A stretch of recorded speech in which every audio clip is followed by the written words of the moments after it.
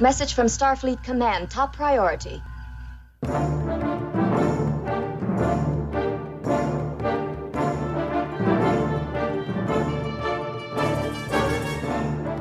You are listening to the TrekRanks podcast, a member of the Tricorder Transmissions Podcast Network. This is episode 183, featuring the top 5 love letters to Trek. Welcome, Star Trek fans. I am Jim Moorhouse. I'm the host of the TrekRanks podcast, and we have a classic topic for you tonight. How many times have you heard someone say it's like a love letter to whatever? And I heard that recently. It was like, duh, we need to do that on TrekRanks. Top 5 love letters to Trek. So this is going to be a great topic. And we have 3 excellent guests joining us tonight for our second ever Flash Ranks recording of TrekRanks. We basically just put the call out on Twitter about 36 hours ago for anyone who wanted to do some quick homework and record with us. And our first 3 respondents are on the show tonight. First up, returning for her 7th overall TrekRanks appearance, hailing us from the Columbus Imperium, it's Heather Kirby. Welcome back, Heather. Oh, dang. 7 appearances now? I think 7's my lucky number. I know, you were on just a couple months ago, so I'm glad you got back. And our second guest tonight is joining us for the 3rd time. He's the host of the great First Flight podcast, and today is beaming in from the Florida Badlands. It's Chris Chaplin. Co-host, and happy to be here. That's right, co-host with the great Abby M. Summer. Yes. Sommer. And third, back for his second appearance, hailing us from Cold Station, Minnesota, it's Patrick Carlin. Welcome, Patrick. Yeah, good to be here. Is it still cold in Minnesota? Well, it's been up and down lately. Okay. It was like 70s a week ago, and now it's like 40s today. So, and we're recording this in the spring, people. Okay, here we go. This is going to be an awesome topic. Let's get into our TrekRanks recalibration. What are you recalibrating? Everything. It's a sweeping, a recalibration of all systems. Okay, the TrekRanks Charter has 2 clauses. 1, we rank Trek so we can have a fun conversation about Star Trek, and 2, the ranks don't matter. We just use them as the framework to have a deep dive conversation about all the things we love about Trek. Infinite diversity, in infinite combination. Words that are a mere shadow of its true meaning. And their true meaning on Star Trek is no wrong answers at TrekRanks. This show is all about sharing the things we love about Star Trek, and we love it all from TOS to TNG, straight through the Enterprise and the Kelvin timeline, now Discovery, Picard, Strange New Worlds, Short Treks, Lower Decks, and Prodigy. It's all fair game here on the TrekRanks podcast. Black alert. Black alert. And a reminder, this episode of TrekRanks is current now through Star Trek Discovery episode Face the Strange, the 4th episode of Discovery's 5th season. That's 907 overall episodes of Star Trek. And one final reminder, we use episodes as a shorthand term, but the 13 films are always in play as well. Hailing frequencies open. Thank you, Mr. Worf. You can hail me directly on Twitter at TrekRanks or at Enterprise N Extra, and on Blue Sky at TrekRanks. And you can see our extensive rankings of all the Treks at TrekRanks.com. And don't forget to call and leave us a message with your own picks at 609-512-LLAP. That's 609-512-5527. All right, let's introduce our panel again to tell us how we can get a hold of them on Subspace. Heather. The easiest way to get a hold of me would be on Twitter at NerdyGal33. Never apologize for being nerdy. Chris, still on Twitter as well. Yes, it's Twitter, and it's at Shelf Nerds on Twitter. What else? And would Blue it be? Sky. And Blue Sky, yes. At Shelf Nerds. And Patrick. still also hanging in there on Twitter, PJC4774. I am on Blue Sky as well, but I haven't done too much on it. All right, 3 excellent Trek follows. All right, we're going to skip our diagnostic cycle this week and get straight into our prime directives. Do they know about Prime Directive? They know everything I know, sir. And you're about to know everything we know about our prime directives. But before we ask our guests to break down how they came up with their list, just a quick note that we didn't give anyone any kind of directive beyond just love letter to Trek. So I'm really curious to hear how everyone's thinking about this in terms of whether it's episodes or maybe moments or scenes or characters or whole seasons. I don't know. This is going to be interesting. Or maybe it's some stuff that's out of universe. This is going to be interesting. So, Heather, let's start with you. How did you define your prime directive and make your picks? Okay, so didn't even consider anything out of universe. I stuck with full episodes. And the main thing to me was these are each love letters to Star Trek in different ways, but they're love letters to things that I love about Star Trek. Oh, I love that. Yeah, I'm expecting mostly this is going to be episodes, but who knows? Chris, how about you? Yeah, my first thought when you dropped the topic for us was, what are episodes that really celebrate the way Star Trek functions? Like it's a love letter to the way Star Trek functions for us, the audience. So maybe that's a little different take, but that's how I was going. Okay, how it functions. I have one of my picks is kind of like that, but kind of an in-universe function. Patrick, how about you? Well, pretty similar to what Heather was saying, just like specific like episodes. I do have one exception to that, but also it's like things that I feel, just like hit the mark, like makes you feel it like right there is how I mostly went. Okay, that sounds exactly like me. This one was tough for me. So my Prime Directive was easy. I was going to choose episodes that really highlight for me the heart or history of Star Trek. So that part was easy. Then I brainstormed and I had like 10 finalists on my list, and it was basically impossible for me to weed it down to 5. I really struggled. But I did end up with 5 episodes, one that's kind of more about a specific scene in the episode. So, all right, it sounds like we are going to be episode focused, which makes sense. And I'm anticipating there has to be some duplicates today, but it's TrekRanks. You never know. We'll see. All right, third Dermaticlon, introduce us to the order of things. I am a Jem'Hadar. He is a Vorta. It is the order of things. Thank you, third Dermaticlon. As always, everyone will start with their 5-word summary and a hashtag to tease their pick. Then we'll each reveal our pick for our love letter to Trek and the reasons we're highlighting it. And everyone will, I guess we don't need to say they're going to call out an episode because it sounds like that's going to happen anyway. And after getting through 5 rounds of picks, we'll do some secondary system selections. And if you have any duplicate picks, make sure you listen for the Defiant Torpedoes. Okay, Heather, we're starting with you. What's your number 5 pick for your top 5 love letters to Trek? Oh gosh, I have to leave this off with this pick, and everyone's gonna scream. It's the wrong answer. Remember, there's no wrong answers. No wrong answers. Number 5. 5 words. Smartest and most dangerous adversary. Hashtag middle movie blues.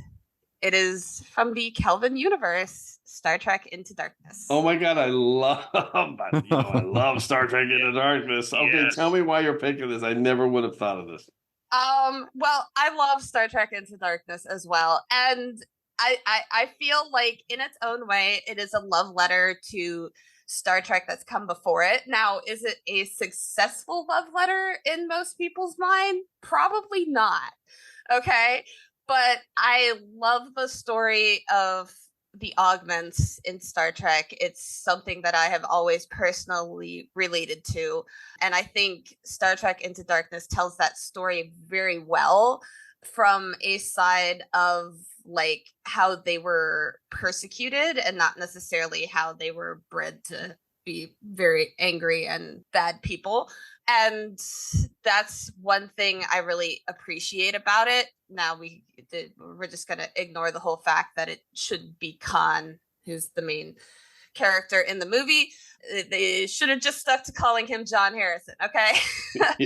But when I first watched this movie, like I was always a Star Trek fan. I grew up with Star Trek, but I hadn't seen a lot of the like TOS era stuff. And when I first watched this movie, I knew it was very similar to The Wrath of Khan. And because I watched the movie, I went back and watched The Wrath of Khan, The Search for Spock, The Voyage Home.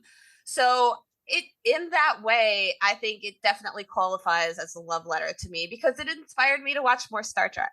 I love this. I love it. I am a huge fan of this movie. I know people are freaking out. Listen, it's got a bad role. Yes. The Kirk arc in this movie, I love that he's hell-bent on revenge and going out and then kind of realizes He can't just fire off these torpedoes and kill indiscriminately. It needs to pick them up and not listen to Admiral Marcus. I love it. This is an awesome pick right out of the box to set expectations. Anything's possible in this episode. Chris, what's your take? The entire Kelvin timeline is a love letter to Star Trek. Oh my God, so right? true. Yes. And this is right in the middle. That's perfect. Exactly. Yes. Into Darkness is not a movie, but it's still celebrating everything we love about Star Trek, just on this grand, high budget scale. So I think that is an unexpected pick, but a great one. Yeah, I love it. Patrick, any thoughts? Oh, well, what you said about Kirk's arc, I mean, he started off the movie, he was just the one who was all hell-bent on revenge and had no humility whatsoever. But over the course of the movie, he ended up willing to sacrifice himself to save the ship. Wow. Great outside the box pick. Okay, let's go to Chris. What's your number one pick? All right. It's also a Starfleet movie. # it's worth doing. And this is Crisis Point 2 Paradoxus. Oh my God. Yes. I mean, one could say all of Lower Decks is a love letter to Star Trek. Correct. Yeah. Right. So I knew I had to have some Lower Decks on my list. And this is not my favorite episode, but as I thought about it more and more, it lovingly makes fun of sequel movies and like The Final Frontier, and has that awesome, oh, look at these amazing graphics scene, like riffing on Wrath of Khan. Whoa, they're mind-blowing. Whoa, these graphics are mind-blowing! Rutherford. Right. So, but it just shows how Trek often helps us process the challenges of life, as Boimler's going through the death of William, spoiler. And it just shows that Star Trek is a way of storytelling that we can connect to. And there's so much story in it that various parts of our lives we can process through watching Star Trek episodes, right? It's not like high drama or whatever, but it is a helpful way to process the human condition and the various things we go through. And Paradoxus is like a perfect love letter to that way of what Star Trek can do for us, the audience. Okay, I love Crisis Point Paradoxes, mostly just for the Kitty joke. I mean, the Kitty Hawk reveal is one of the funniest things. I never laughed so hard in Star Trek. But here's why this is so perfect. So Into Darkness, Khan beams from Earth to Kronos. Yes. And in Crisis Point, Rutherford's like, it's a movie. You can do any kind of beaming thing, extra beaming. It's perfection. Yeah. Sir, are you okay? I'll live, but the rest of the crew We'll be fine. I initiated a rapid repeating emergency transport sequence and beamed the entire crew before we crashed. What? But that's not possible. No, it's a movie. You can beam whatever you want. You can do all sorts of beaming stuff in a movie. What? God, I love Crisis Point 2. I just gotta say, the horse is gonna bite you now. That's right. Oh my God. And the Sulu cameo. It's perfection. Heather, what's your take on Crisis Point? Well, I think both Crisis Points definitely qualify as love letters to the Star Trek movies in particular. But Crisis Point 2 is my favorite just because I like the journey that Boimler goes on through it. And yeah, it's an absolute love letter. No, 100% agree on it. I love both the Crisis Point episodes. And a little funny thing for you, the thing that Boimler says near the end of Crisis Point 2 about cliffhangers. Yeah. Cliffhangers are the worst. I hate when people do that. That's almost, as I said on my last episode, that's almost verbatim my mom's reaction to the Best of Both Worlds cliffhanger years ago. That was a great reveal, and hopefully we're going to get that story in our final season of Lower Decks, which is coming up, season 5. And maybe we even get a Crisis Point 3. Who knows? That's what I'm hoping for, yeah. Or that's the movie after. There you go. Oh, there you even go. better. Okay, Yeah. Let's hope we don't get it. And then there's a good reason to get more Lower Decks. Okay, Patrick, what is your number one pick? Or number 5 pick? In this case, it's not like a love letter to all Trek, but just to one of the movies in particular. So 5 words, not all Klingons are soldiers. And my hashtag, this is inspired by the First Flight podcast, Flippin' Duras. Judgment from Enterprise. Yes. Duras. So many people seem to write off this episode because they just see it as a knockoff of Star Trek 6, but I really see it as like an expansion of it because like it expands on Klingon culture. Like there's that scene with Kolos and Archer, like you didn't think all Klingons were soldiers, and that wasn't just Kolos saying that to Archer. That was the writer saying that to us as the fan base because like with just a few exceptions, most of the Klingons that we'd seen were like, but the only exceptions I can think of are Kurak and TNG Suspicions and the Klingon chef on DS9. Yeah, Judgment is an absolute love letter to the undiscovered country. Oh, and also how Kolo talks about like the hypocrisy of how the Klingon honor had become. Rather reminded me of what Ezri said to Worf in that scene on DS9, like how she sees as a society in deep denial about itself. Oh, that's good too. It's a good connection. Chris, what's your take on Judgment? I know you just went through it with First Flight. Yeah, I have several hours of takes on on Judgment. So go listen to the First Fight podcast. But it's a wonderful pick and flippin' Duras. Yeah, it's good. Heather, any take on the season 2 episode of Enterprise? It is probably my favorite Klingon episode of Enterprise. Yeah, so cool. It's a great pick. Yeah, it's really special, and some J.G. Hertzler to boot. So yeah, absolutely. Okay, let's go to my round 5 pick. And I've already chosen this episode 5 times. That's crazy to me. It's only 2.5 years old. I can't get enough of it. It's the perfect love letter to Trek. 5 words and a hashtag. We love you too, Mike. Hashtag Mike McMahon does the impossible. And this is Lower Deck Season 2, Episode 10, First Contact. It is everything to me. I knew I'd be picking a Lower Decks episode, and I went. I mean, like you just said, Chris, the whole series is a love letter to Trek. So I had to figure out which one, or maybe I pick more than one. We'll find out. But this one, I couldn't keep it off my list. It's truly it's an all-time great episode of Star Trek in 22 minutes. Yep. Just the most fully realized, complete standalone masterpiece in all of Star Trek. You get Captain Sonia Gomez coming back. We get some great Captain Freeman Day. It's just so funny and respectful of the source material.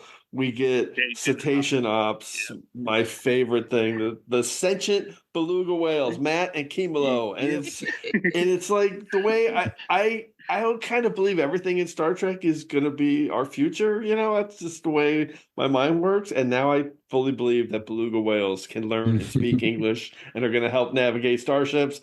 Dr. Tiana giving Tendi her promotion, and Tendi says, "Oh, like Jadzia Dax." And she's like, "Who the f*** is that? I don't know who that is. No, like Spock." I love Mike McMahon for all this he gave us. And then I'll just say the story here is like, it's this 22-minute masterpiece. It's like as cinematic as any movie in the history of Star Trek. It literally is. When the Archimedes gets crippled and the visuals they're just insane. It's just perfection. It's so Star Trek, all the solutions, everybody working together, Boimler saving the day. I love it. It's a masterpiece for me. Heather, what's your take on First Contact? I think I'm going to be reminded after this episode that I need to fully rewatch Lower Decks. This is one of those ones that if you're not thinking about it, it can get past you.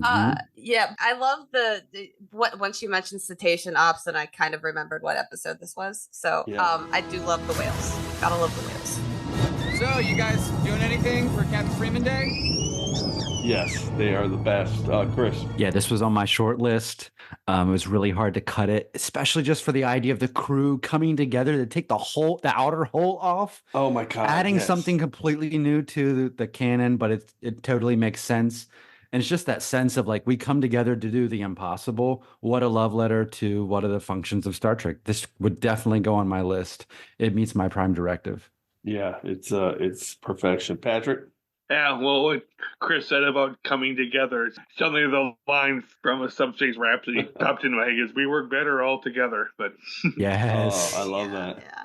What I was going to say about this one is there's the moment when the Cerritos comes to the rescue, they point "It's the Cerritos!" It's like the perfect counterpoint to the previous season finale. It's the Titan. Yeah. Another great moment and callback. Yeah. We'll see if there's any more Subspace Rhapsody in the next 4 rounds. It could happen. I have no objection. Those are love lyrics, right? Yes, love right. lyrics. I There you love go. that There we episode go. so much. Okay, let's do it. Round 4. Heather, what's your number 4 pick? All right, 5 words. Don't call me ma'am, ensign. Hashtag I prefer captain. It is Voyager season 1, episode 1, Caretaker. Cool. Yes. Yes. Excellent.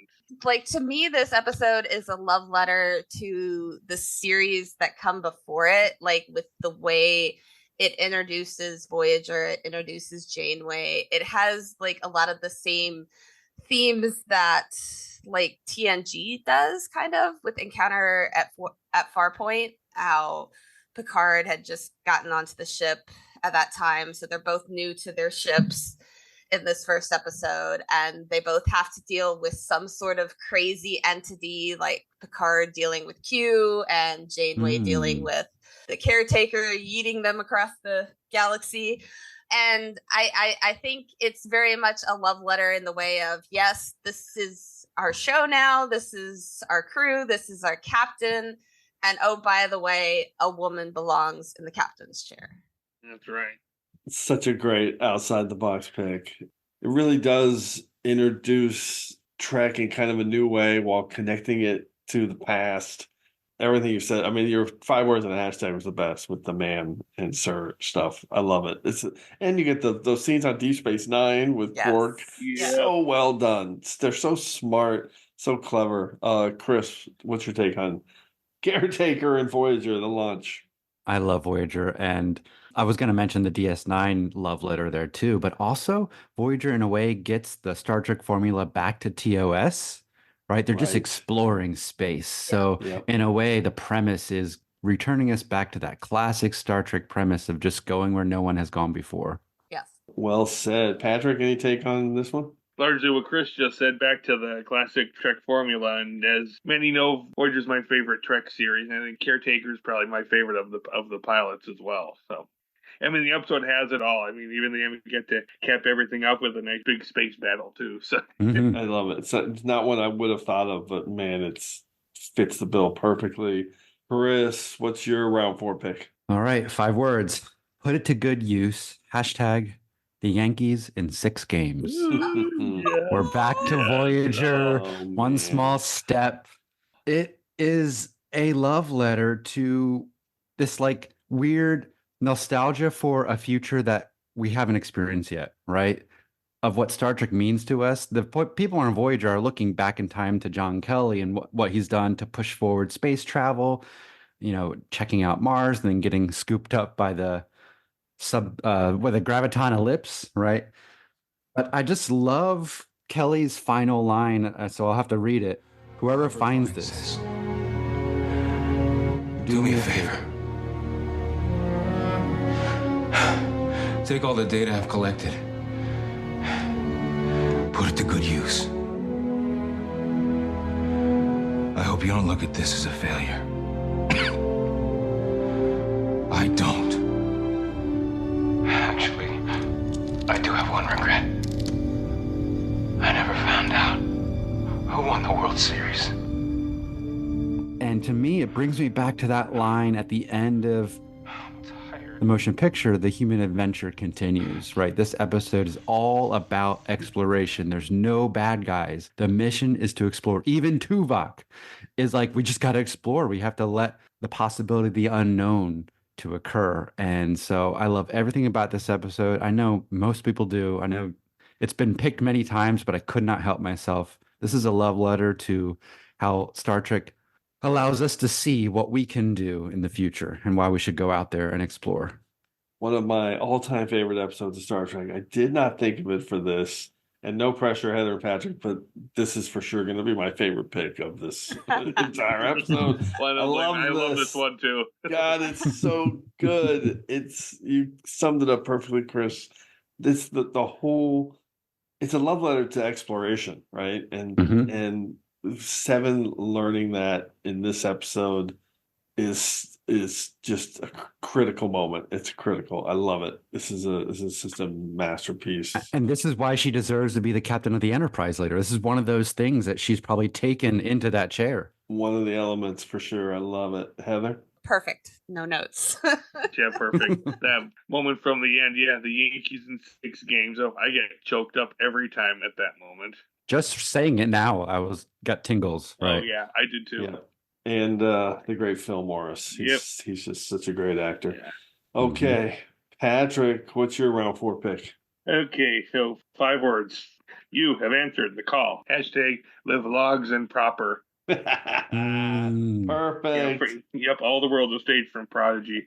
I freaking love this episode so much. I mean, every time I watch it, I just get the biggest, giddiest, goofiest grin on my face because you can tell that everyone was having fun and just like, I know my mom would have loved this one if she was around to see it. And we see the Enterpriseians, they're basically the representation of the Trek fandom. And as so many of us have been saying online for years, you define your own fandom. You don't have to get everything perfect to consider yourself a fan.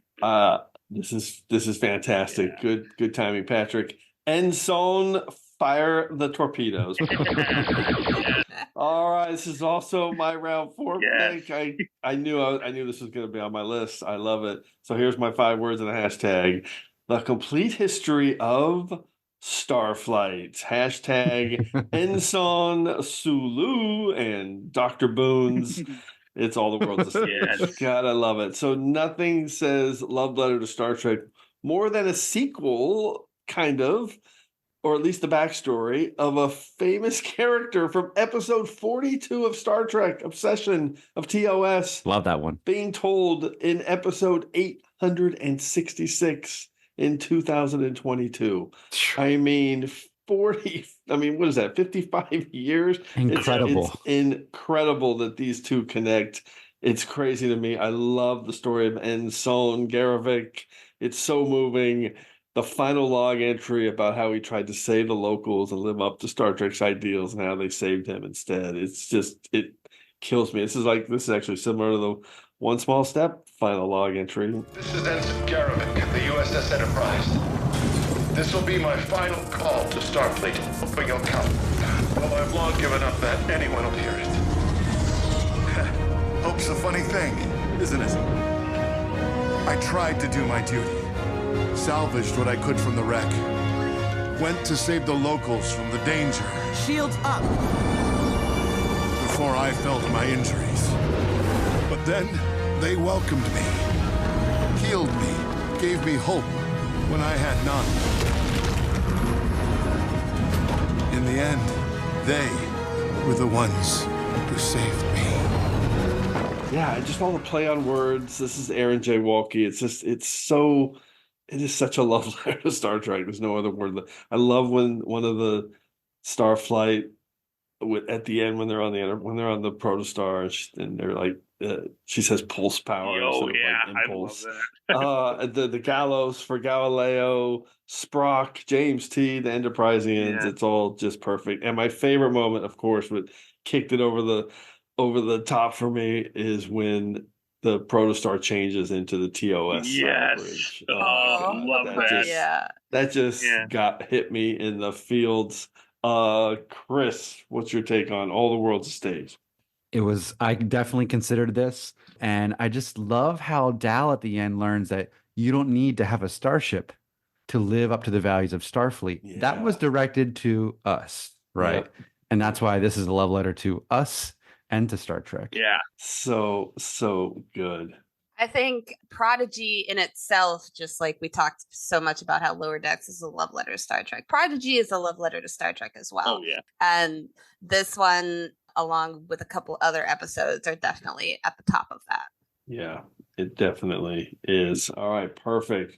Round 4 in the books. Let's go to the soup round. And now, as I'm sure that somebody out there has said, it's time to pay for the soup. Heather, what's your number 3 pick? All right, soup round, 5 words. Ship full of polite scientists. Hashtag now warriors all. It is from Star Trek Discovery, Season 1, Episode 9, Into the Forest I Go. Oh, Yeah, cool. nice. This is one of my favorites. Good one. Yeah, so this is absolutely, like, still to this day, 5 seasons in, probably one of my favorite episodes of Discovery. And it's just one of those things that has everything for me. It has, like, science, it has action and adversaries, it has, like, never leave a man behind, it has, like, motivational speeches. But the one thing that always gets me about this episode when I was initially watching Star Trek Discovery or whatever is that there's a scene where Lorca's convincing Stamets to do these jumps, and he uses the words boldly go where no one has gone before. And I lost my mind as a Star Trek fan just hearing him say that. I'm like, he said the words. He said the words. The spore delivery system isn't configured to handle the amount of volume that would be required. And that's going to stop you? I don't think so. I know what drives you, Lieutenant. You're not just a scientist.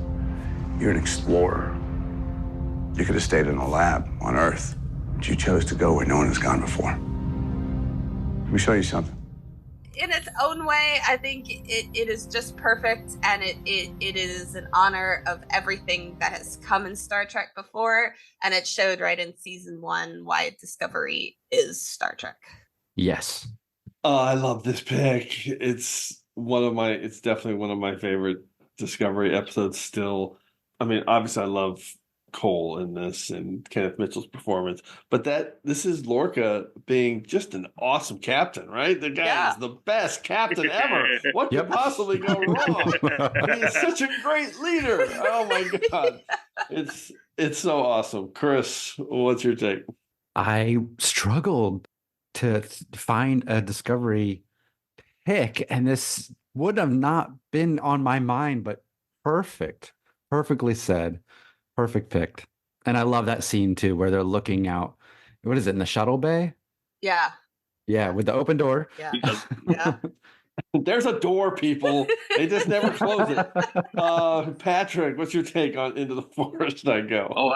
That's a great episode. Yeah, I think about Lorca and Stamets. That one is really good. Little did we realize at the time the manipulation, but I just remember this being, and this was also like that cliffhanger moment, right, where they had like the seasons were just kind of split in two.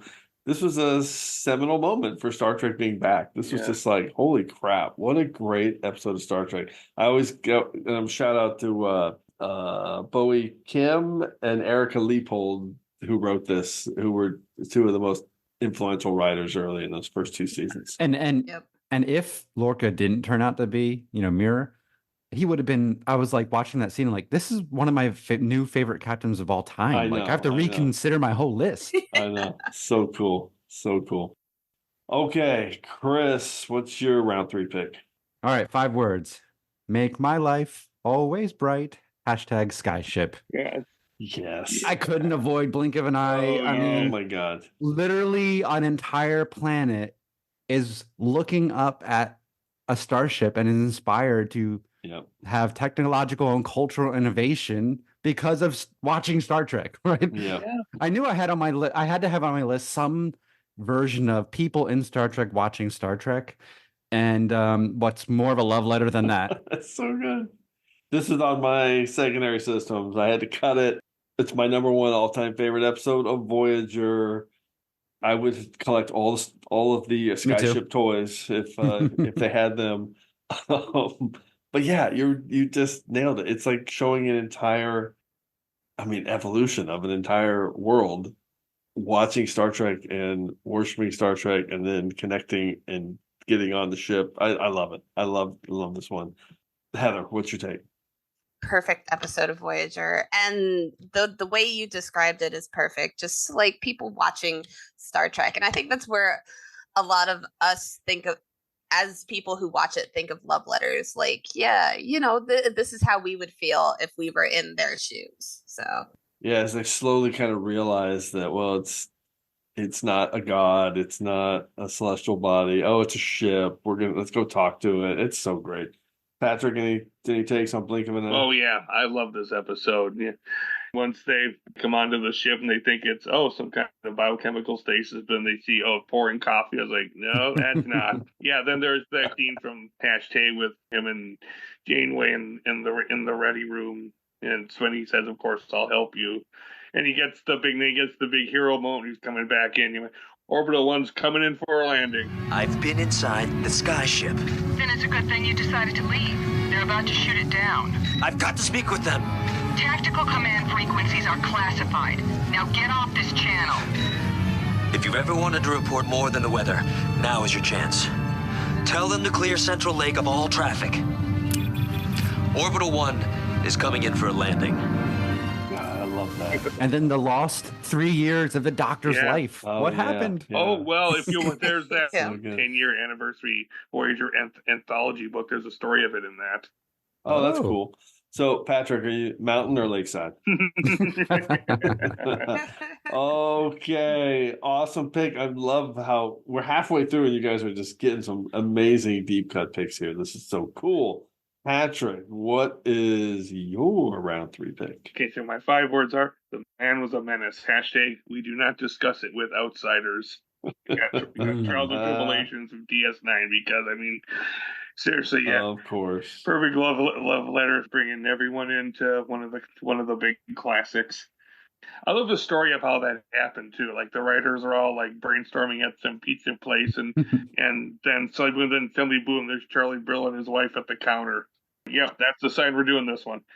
Yeah, the inclusion of Arn Darvin, and that story of Ira Stephen Bear just running into him while they were literally talking about. I wonder if we can get Charlie Brill back.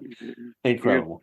Wow, I didn't know that. Oh yeah, no, it's an amazing story. They were like at the commissary or somewhere near the studio, and they were literally talking about it, and he walked in. So wow, like so actually, cool. And funny thing, the night that episode first aired, the UPN affiliate here in the Twin Cities had some weird glitch.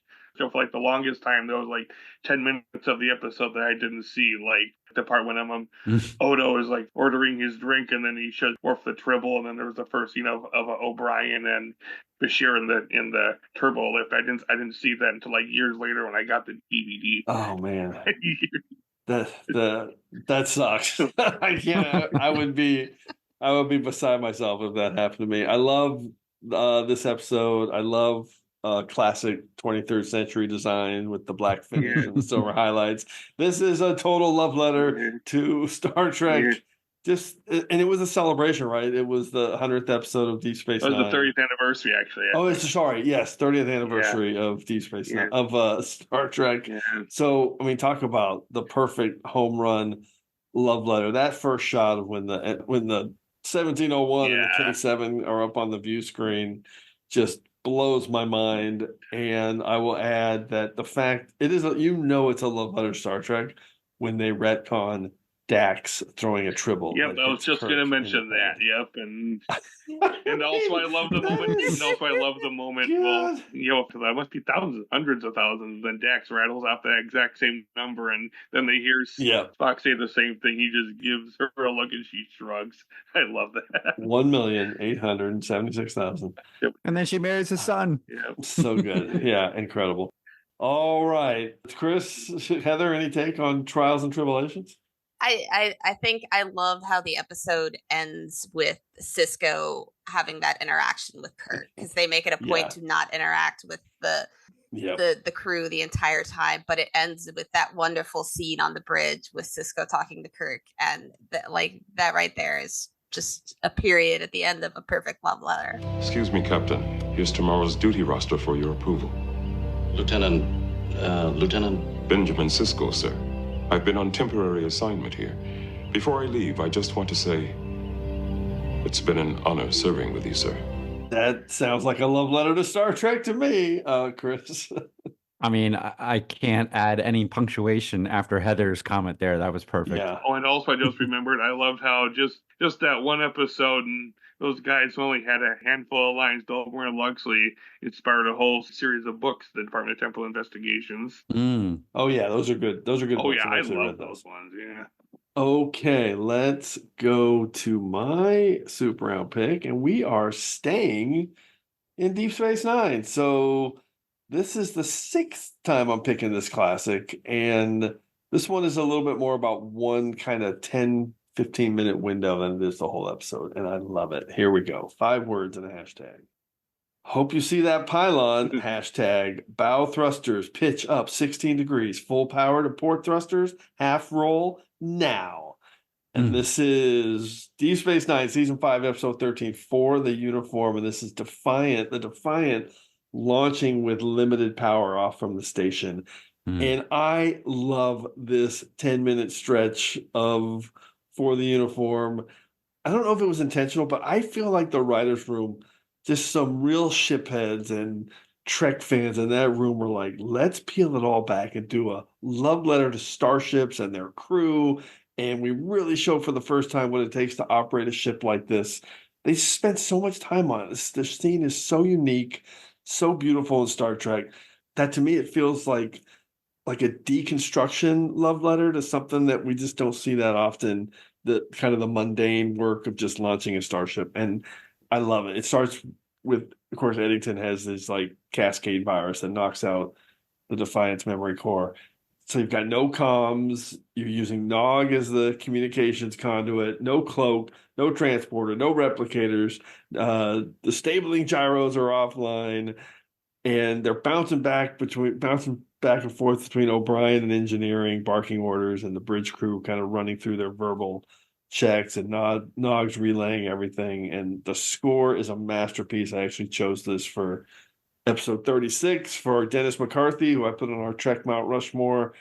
And it's just one of my absolute personal favorites. That whole 10 minutes, it's just riveting to me, and it just screams how much we love Star Trek. It's so great. Chris, what's your take? Oh gosh, I love this pick because when you watch TNG, there's a lot of scenes where they're just on the bridge saying technical, methodical, and they're going through like protocol and checklists of things to do until they find something that works. And today's audience might find that boring and tedious, but I find it so engrossing into the reality of the world. And this pick, that's not really usual, fare in Deep Space Nine, but I love that moment where it gets ultra methodical and very very tight, and brings me back to TOS films because they have a lot more of that language in the TOS films. Yes, technobabble is literary. Heather, what's your take? Yeah, technobabble is it's part of Star Trek, and it is definitely a love letter. Patrick, how about you? I love that scene. It's just like the line you quoted. I hope you see that pylon. Just that makes me snicker every time. But I also love in the scene right before that with a Nog exploding. Yeah, it's so the Nog is. I mean, this is also like that first time Nog's in Starfleet and kind of interacting with everybody, and it's just like he was born to be there. Yeah. It's beautiful. It's beautiful. Okay, we are rolling through this. This is awesome. Let's go to Heather. What's your number 2 pick? All right, number 2, 5 words, to the stars through hardship. Hashtag I shouldn't have to hide. It is Strange New Worlds, Season 2, Episode 2, Ad Astra per Aspera. Yes. God damn it. Sorry, Chris. This is now my favorite pick. Rightfully so. Oh Rightfully so. So good. So, like I mentioned earlier, I have always loved like the Augment storyline in Star Trek. And this episode was an episode I have wanted for 37 years. It is just so wonderful and accepting, and the whole premise of it, how Una actually turned herself in because she didn't want to hide as an Illyrian anymore. It's beautiful. And it's all about what Star Trek is about, and it's about acceptance and being yourself and not having to hide or worry about showing differences in other people. And I love that for this episode. I am so happy it exists. I think a lot of season 2 of Strange New Worlds is love letters, and I'm surprised we've gotten this far in the episode for it to come up. But yeah, I just love it so much. Well, Strange New World's also a complete love letter to Star Trek. Yeah. Yeah, this episode, another recent new Trek masterpiece with the structure, the classic courtroom story, what it does for, number one, Una's character after, again, a character that we were introduced to 60 years ago. I mean, they filmed The Cage in 64, I mean, it's crazy to me. So yeah, this is an absolute love letter to Trek. I love this episode. Chris, what you think? Specifically, it's a love letter to Trek's amazing courtroom drama episodes. Yeah. This is totally on equal footing with Measure of a Man. Oh yeah. Yes. It might even be better. I don't know, but I do love it, and I think it's one of my favorite episodes in the past couple years for sure. Great pick. Yeah, it's right there. I mean, that's how good it is when it's not crazy to say it's right there with Measure of a Man. Patrick? And I love also, we got a little reference to it later in Those Old Scientists, with Boimler's poster that had her on it, and when she found out about just how incredibly moved she was, especially after everything that had happened there in this episode. Yeah. Great connection. That's awesome. Okay. Chris, what's your number 2 pick? All right, 5 words. The truth of your story. # Shining Voyager far from home. Yes. Oh man. This is also on my short list. This is the thing I thought of, and not sorry for all the Voyager, but the whole episode celebrates Star Trek as a storytelling medium for changing hearts and societies, right? Yeah. That's the whole thing Kellis the poet wants to do is, change his master, I don't know, the leader's heart from violence to love with a story. And maybe it's a little naive, but I prefer to exist in that kind of headspace. So Muse, super underrated episode of Star Trek. Definitely a love letter to the transformative power of Trek on us.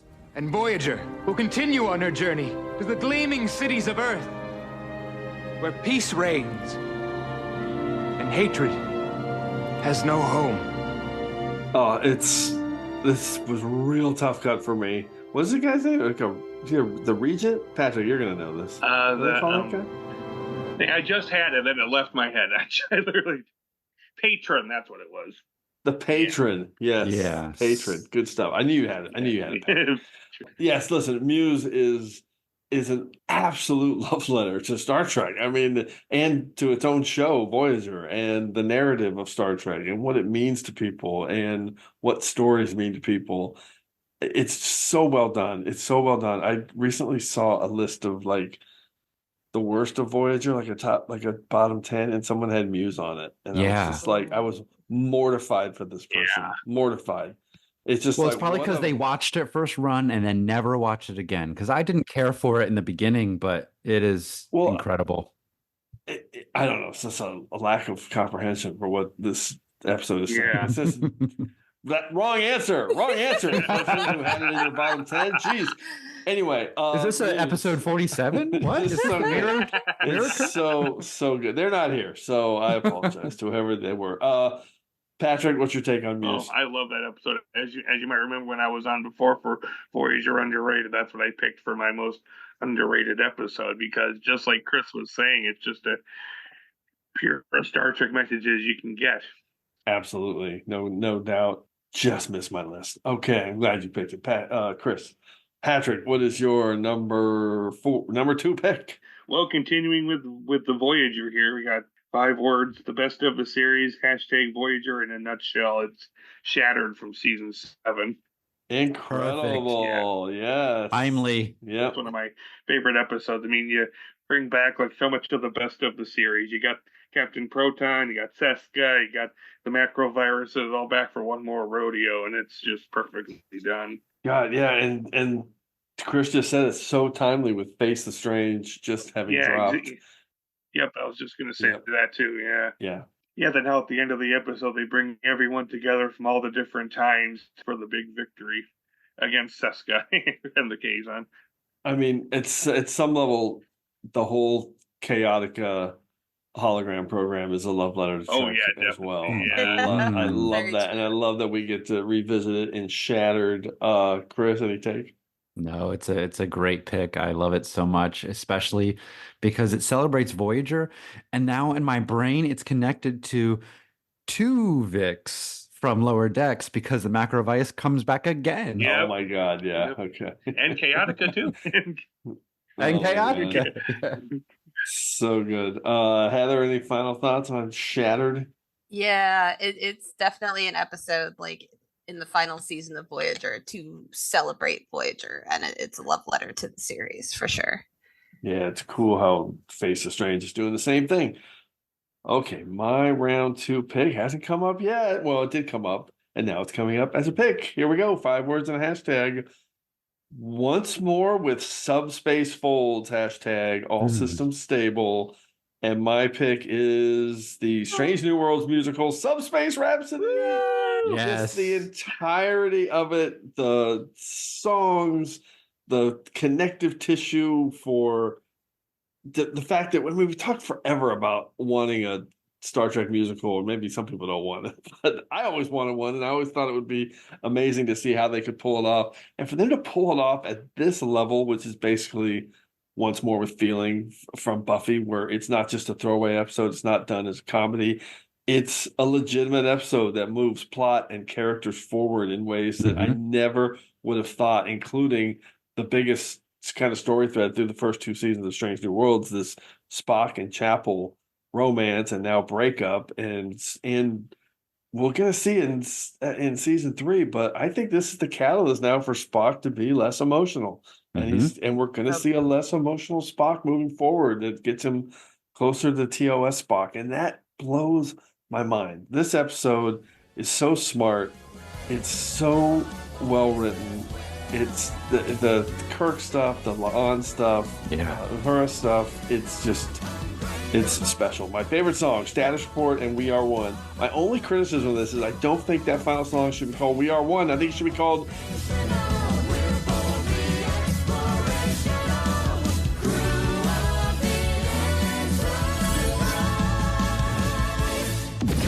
The Crew of the Enterprise. I love that final line. That song should be called Crew of the Enterprise. Oh my God. I love it. Subspace Rhapsody. Heather, what's your take?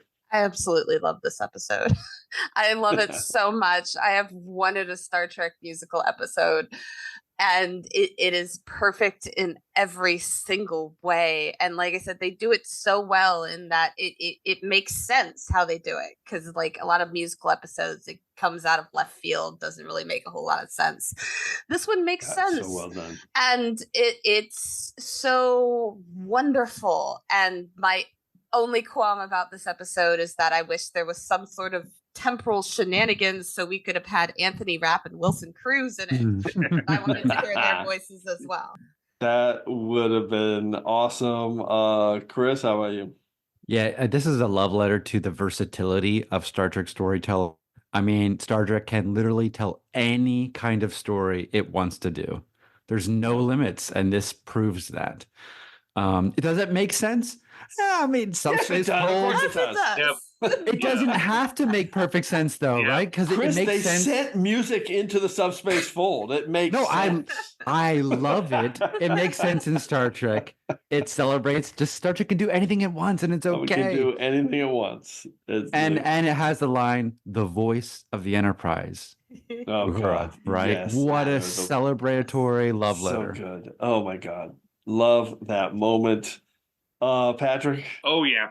Sing a few bars for us. No, Patrick. I don't think anyone wants to hear me sing. Trust me. But no, you're saying about how it's Star Trek and we can do anything. Well, basically it's the same thing. No, the music they sent into the fold, anything goes. So they were basically saying that. That's what they were saying to us. That's what's coming. Anything goes. You better get ready for it. Oh my God, Patrick. And it's just. I never thought of that. That's so good. So good. Thank you, Patrick. Yeah, and it's just anything goes. Yeah, and it's just amazing just how well this worked. I mean, they make a ways back you wouldn't have expected like something like this to work, but not only did it work, it kicked ass. That's basically the best way to put it. 2 words. Perfection. Klingon K-pop. Oh yeah. With Bruce Horak. Heather picked that in her last appearance on TrekRanks. Oh, well. yep. Fantastic. All right, let's go to round one. Here we go. Heather, what's your number one pick? Begin round one. All right. 5 words. Boldly go to the movies. Hashtag first of many. It is Star Trek the Motion Picture. Oh, wow. Great job, Heather. I love this. Oh, my God. We get a TOS love letter. It's so good. Yeah. So, I mean, once again, my picks are kind of bookmarked like this. However you feel about the movie, you cannot deny that Star Trek the Motion Picture is a love letter to Star Trek. I mean, just the sequence of showing you the refitted Enterprise itself, which lasts like over 10 minutes. Right. That right there is a love letter. It is a love letter to so many other things we talked about in this episode, like the love letter to us as humans exploring with V'ger, a probe that we sent out in the 90s, coming back, being self-aware. Like it is a love letter to like human connection with Decker and Ilea at the end. Like it is a love letter to so many things Star Trek, and I love it.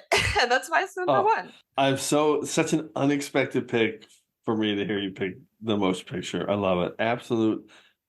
I mean, it is Gene Roddenberry's love letter to what he really wanted Star Trek to be and evolve into, just because it's so cerebral and it's really bonkers, right? It's a bonkers story when you really break it all down. Oh yeah. And the fact that they made this into a movie, and there's a reason people call it the motionless picture.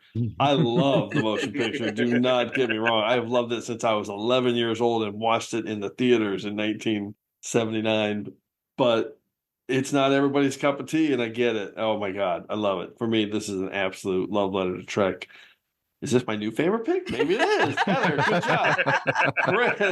Chris, what's your take on this? It's simple take. I mean, literally the film ends with just text. Yes. Right? Yep. That is a love letter to what Star Trek is and will continue being. Yes. The human adventure is just beginning. Patrick, what's your take? Oh yeah. I mean, I do remember the first time I saw the motion picture was when I was a kid, so I wasn't entirely sold on it, but in the years since, I definitely come to like it and appreciate it more. Also, the 6-minute love letter flyby of the Enterprise for 6 minutes in slow mo. I mean, the best thing. Jerry Goldsmith. The best thing ever. Jerry Goldsmith, legend. All right, Chris, what's your number one pick? 5 words. Write the words, Brother Benny. Hashtag lead us out of the darkness.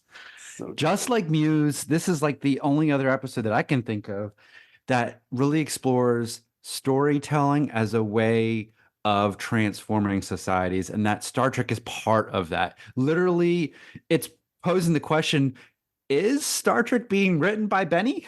Right. So it is a love letter to all of Trek, and the idea that people need to have these stories of the future to get through the present and reach for that aspirational view of the future. So that's the theme of all my picks. But this is the one that had to be number one. He didn't say the words, but we all know you know them. Far beyond the stars. Steve. Oh, sorry. No, I love that you didn't say it because you really don't need to. It's we all knew what you were talking about. Yeah, it's that much of a love letter to Trek. Perfect. Heather, what's your take? I think it's not only a love letter to Trek, but it's a love letter to storytelling and science fiction in general about how, sometimes you need these stories to help you deal and process with life, and they're important. So quick story. I showed this in my AP language class once to kids who have never seen any Star Trek, and there was tears on kids' faces, just like, whoa. Cool. How cool. They had never tasted anything Star Trek, but this really affected them. So that was a really cool experiment. That is awesome. Oh yeah, definitely a terrific pick. And can't deny him. He's real and he exists. Mm-hmm. And then let's not forget also now they paid in the first season of A Strange New Worlds, the Elysian Kingdom, written by Benny Russell. Yeah. Oh, that's right. Yeah. So good callback, Patrick. All right, we got some deep cuts in the first round. I love this. Patrick, what is your number one? Far Beyond the Stars, maybe not a deep cut, but I didn't think of it, so I love it. Patrick, what do you Well, got? here's my exception, not just a single episode. So 5 words: fast paced and it works. Hashtag by fans for the fans. It's the entirety of Lower Decks, because I know we've said that several times throughout the episode. It's a love letter to everything, because like you can tell the people working on it know their Trek. They love their Trek, and yeah, they poke at the tropes, but they do it in a fun way. So. Yes, I was expecting there would be at least one pick like this, either a full season or an entire series. Okay, but Patrick, you got to pick one episode. You have to do it. What is it going to be? Well, I do have one specific one in my secondaries that was mentioned earlier. Tuvix, because it's love letter. Tuvix is your love letter. No, you said it. Tuvix is your love letter to Star Trek. The Voyager, Noted, the Voyager specifically, because as I've said, Voyager is my favorite Trek series, and also that when that episode dropped last year, it was the day after my birthday, so that couldn't have been a more perfect one to drop around my birthday. A tribute to my favorite Trek series. I love it. Mashup of all the crazy stuff on Voyager, just complete chaos, and I loved it. Tuvix, the non-sentient meat sack blob. Anyway, Heather, what's your take on all of Lower Decks as a love letter to Trek? It's perfect. Yeah, I mean, we said it multiple times throughout this episode. It's true. So it fits. It's all a love letter. Yep, perfect. Chris, what's your take? I mean, I love Voyager too. And this was just a fun final adventure on Voyager. Like, it's like amazing that we got to be back on Voyager, just like back on Deep Space Nine in the previous season. So great pick. I didn't envy you in the moment having to choose one episode out of the whole series, but you did a good job. I thought you might pick Wedge Dudes. That hasn't come up yet, and that's definitely a love letter to Trek as well. Oh. I will say, I mean, I love Lower Decks. I love what Voyager looked like in this representation on Lower Decks. It was so well done. But as I said in our Lower Decks Season 2 recap, that episode was a lot. It was a lot. And that just makes it even better that they just went so hard. Excellent. Okay, let's go to my round one pick. Oh, I love this one. My 5 words and a hashtag. Stay with me here, people. This is actually 5 syllables or notes. Ooh. Hashtag greetings, old friend. And this is Star Trek Picard, Season 3, Episode 6, The Bounty. And that was Pop Goes the Weasel. And I love, which was 5 notes. The tributes and connective DNA in The Bounty just move me to no end. I love this episode. It just hits me so hard. So you've got Easter eggs all over the Daystrom station, from Kirk's skeleton to the Genesis device and a Thalaron generator. And then you've got these 3 great connections to Data when you don't know that Data is going to be revealed at this point.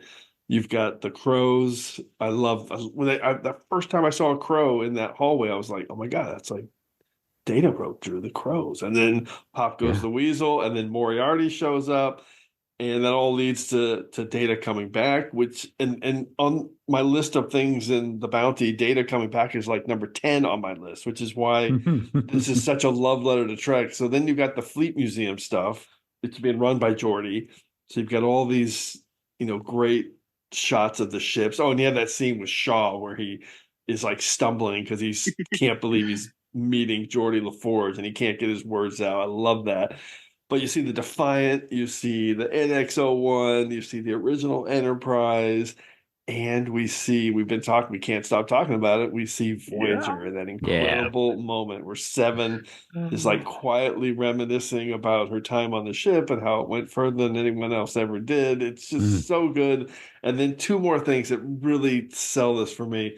I love, I think it's so underrated, the scene with Sidney LaForge when she's arguing with Geordi. Yes. It's so powerful. And he's questioning all her actions and trying to shut her down. And she's just like, you taught me this.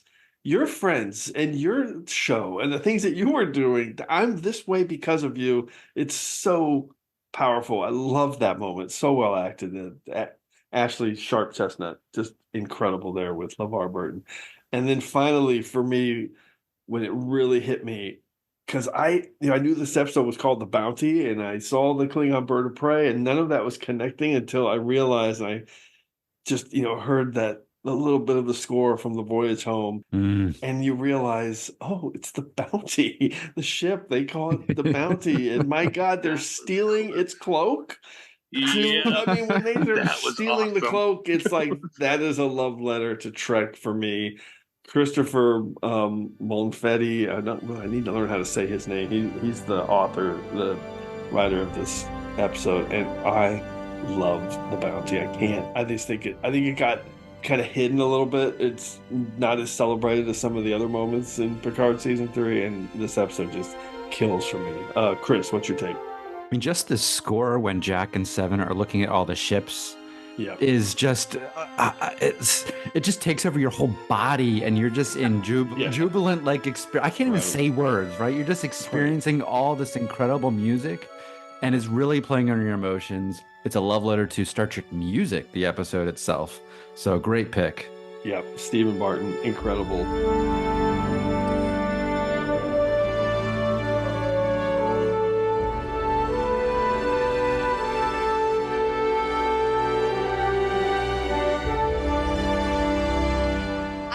So glad that we got a Star Trek Picard pick, because I think there's so much of Star Trek Picard that is love letters to TNG at least. But this pick is so awesome because you are very right. It is a love letter to everything Star Trek, not just TNG, with all the ships and everything else, and it's perfect.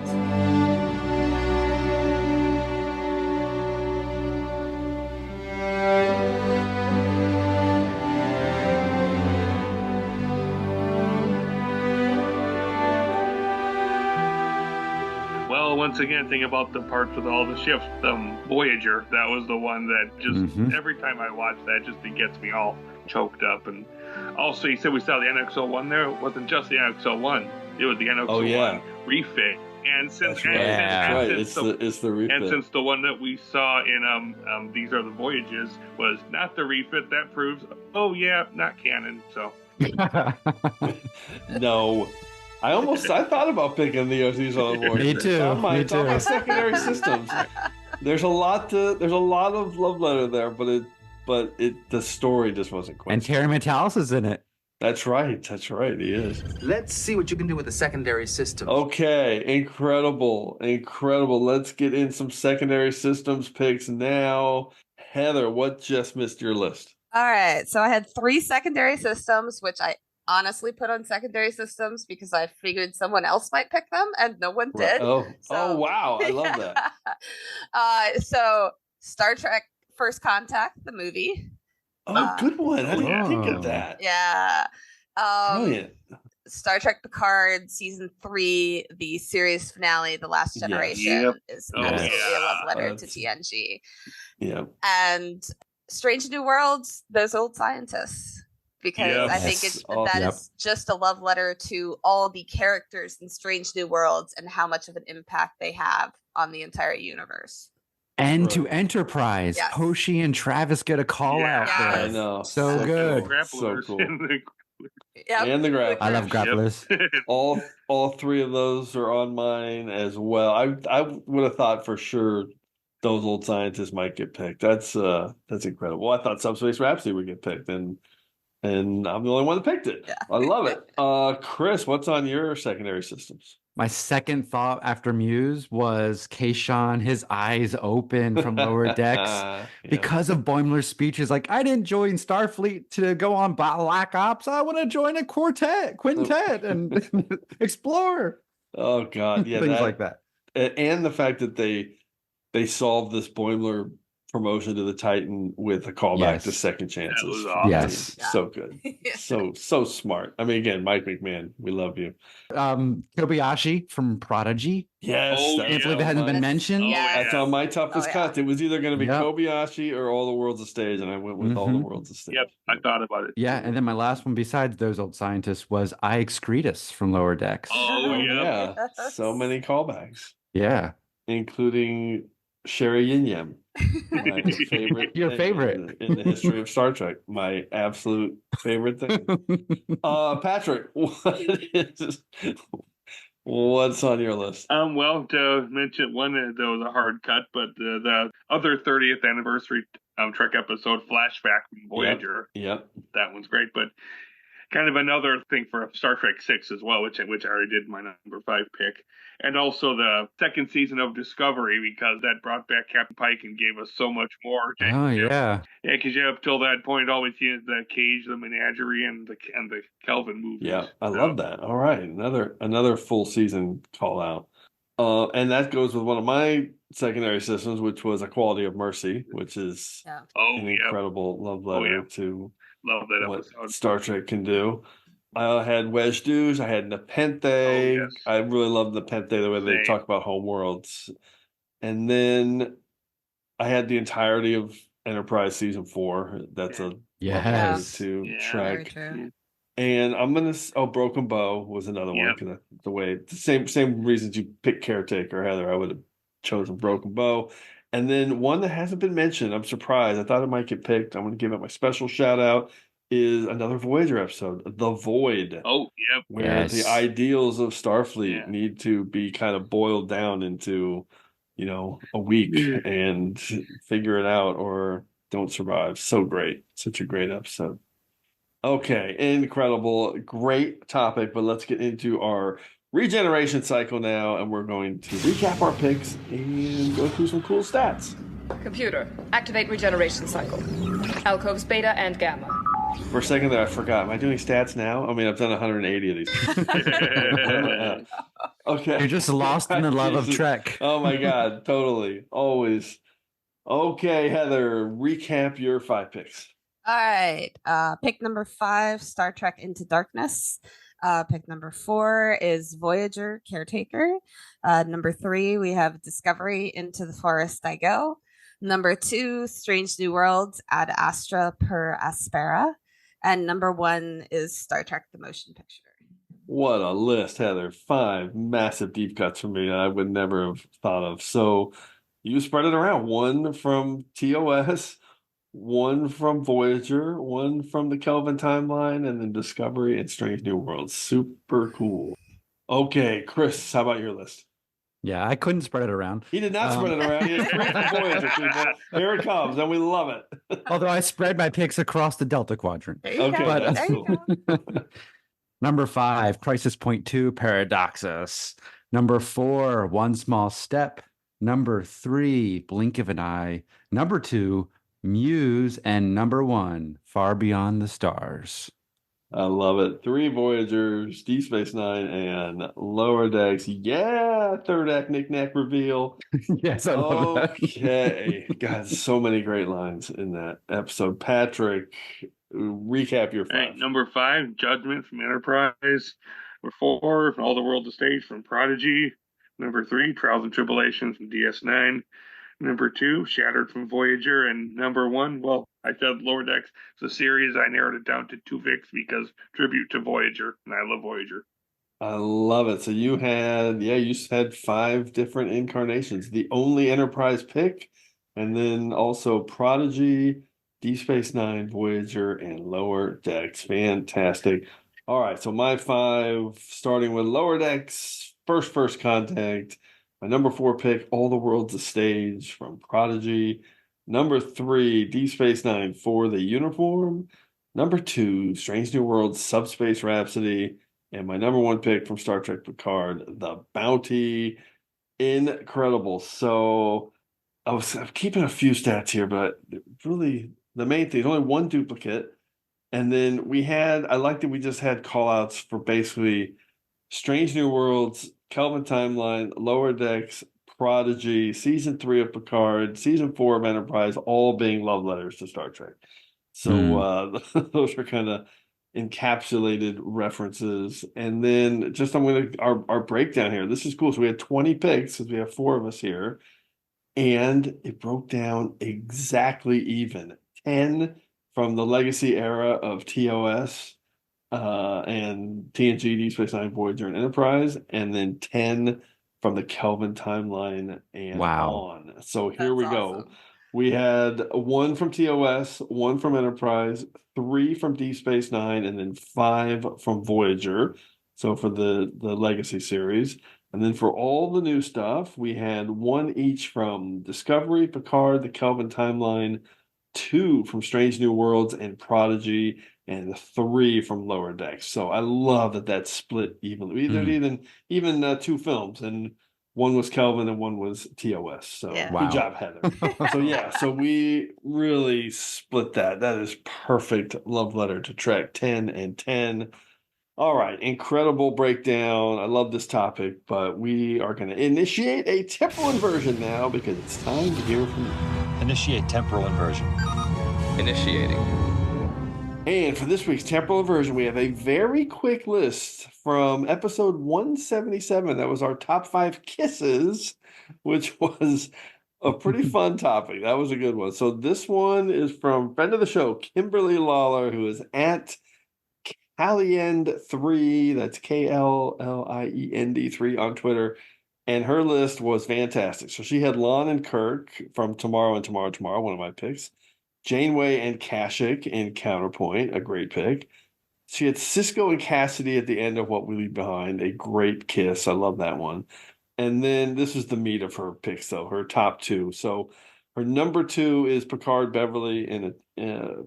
Beverly in Attached. And her number 1, and I'm going to try and read this verbatim from her tweet, so stay with me here. She's a huge Picard Beverly shipper. So I want to get this right. Her pick is 5 words and a hashtag. The one we didn't see, hashtag, a lot of things can happen, which was that reference to Attached. And then she says, Picard and Crusher had a son together. And the only kisses we ever see on screen were alternate reality or doppelganger. Hashtag unfair, hashtag TNG, hashtag sigh. I love that list.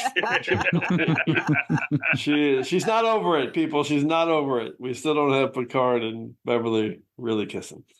Incredible.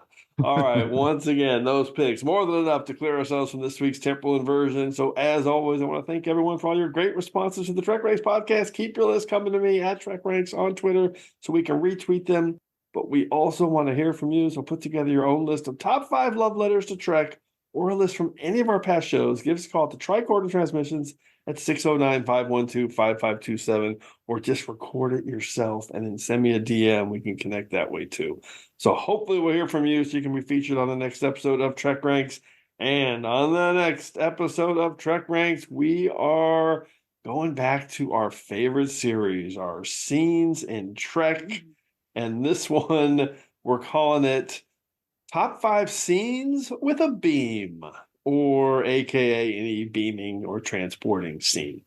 So, Heather, Chris, and Patrick, if you had to choose one scene with a transportation taking place, a scene with a beam, what would it be, Heather?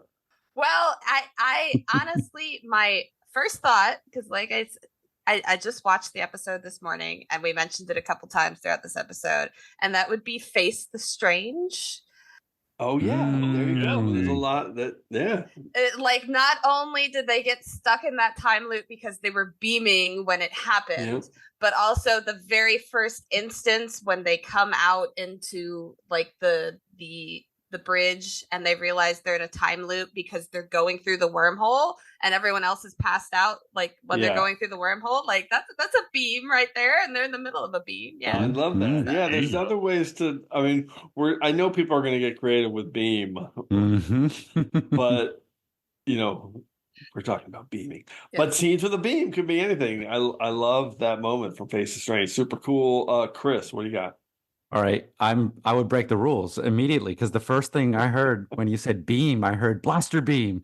So the sound effects from TMP. Blaster beam. Oh my god. Oh my god. I love the blaster beam. Me too. And look it up, Google it, people. If you don't know what that is. Okay, it's an instrument that they used in the motion picture and a lot of other Star Treks for special effects.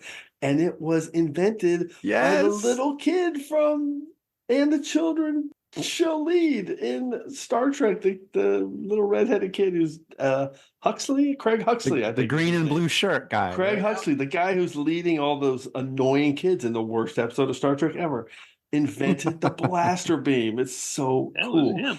Oh, I love it. Yeah. Oh yeah. Craig Huxley is his name. And Patrick, what is your scene with a beam? Well, it popped into my head immediately something you just mentioned with Boimler when he got transporter duplicated. Oh yes. Screaming as the beam's going in and out. It's so good when they send him to sick bay. I mean, well, no, I was talking about the one when he transporter duplicated and he's screaming as the beam is fading in and out. Another great one. Yeah. Oh my god, those are two great. You could just do Boimler scenes with beam. That would be money. I remember you once hashtagged that screaming while beaming or something like that. I love it. Perfect. Okay. Channel closed. Reset. Subspace communications. Scrambler code Riker 1. Scrambler code Riker 1 acknowledged. Incredible episode of TrekRanks. Let's close this out with a huge thanks to Heather Kirby, Chris Chaplin, and Patrick Carlin. Incredible. Great to have you guys on. Any final Trek Scrambler codes anybody wants to relay before they depart? Heather. Nope. This was a lot of fun. So much fun. Yeah, this was so fun talking with you guys and just celebrating Star Trek. I think this episode as a whole is a love letter to Star Trek. So it's nice. I needed that. I love it. Actually, yeah, TrekRanks is a love letter to Star Trek. There you go. Chris, thanks for coming on, man. Great to get you back in. Yeah, thanks for having me. It's great to be back on TrekRanks. And keep listening to First Flight, people. Season 3. It's awesome. Lots of love letters there, too. Lots of love letters to Enterprise. Patrick, good to have you back on.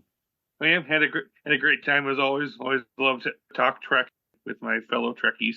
Love it. And follow these three on Twitter if you don't already. 3 great Trek follows. Okay, I want to thank everyone for engaging with us here on episode 183 of the TrekRanks podcast. As always, I want to close by saying I'm looking forward to standing with you again here in this place where I belong. You master everything you put your mind to. It's unsettling. Oh, thank you? You shouldn't be treating phaser burns. I'm moving you into senior science officer training. Wait, like, to work on the bridge? Like Jadzia Dax? Who the f*** is that? I don't know who that is. No, like Spock. It means a lot more experiments, away missions. Think you can handle it? Thank you so much. I'm okay with this.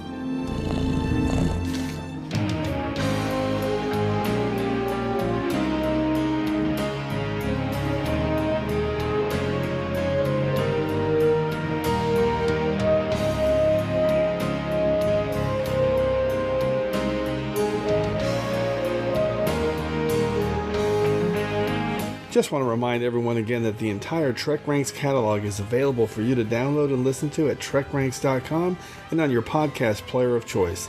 Our episodes never get carbon dated, so check out the topics you've missed and maybe just want to listen to again over at TrekRanks.com. And a reminder to check out our friends 5-Year Mission at 5yearmission.net.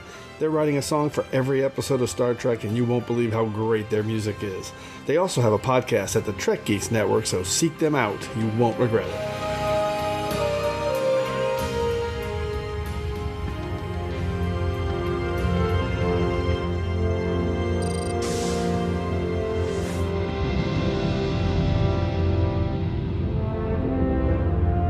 Recalibrate phaser banks 1 and 2.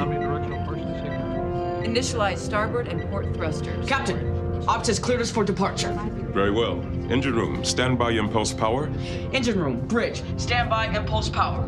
Standby impulse power. Impulse power. Standby to increase deuterium injection rate. Standing by to increase. Configure driver coils for impulse speed. Processing configuration. Set EPS taps at level 3. Ops, seal the airlock and release docking clamps. Close exterior hatches, depressurize the airlock. Detach umbilicals, clear all moorings. Thrusters at station keeping. Initialize deflector field. Docking clamps released. Helm, ease us out. Port and starboard thrusters at 1/4, bearing 180 Mark 0. Distance from docking ring, 50 meters. 60, 70, 80. Bring us about, old man. Hard to port. 10 degrees pitch. Minimal power to aft thrusters. Let the momentum bring us around.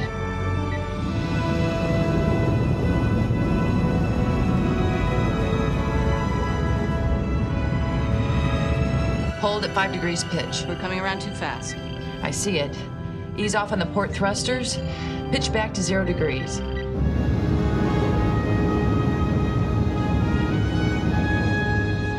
Pulse starboard thrusters, 0.5 second bursts. Engine room. Helm control is sluggish. Realign the navigational gyros. Realign navigational gyros. Port thruster, 2 second burst. Double pulse port thruster, 2 Helm, second I hope you see that pylon. Bow thrusters, pitch up 16 degrees. Full power to port thrusters, half roll. Now.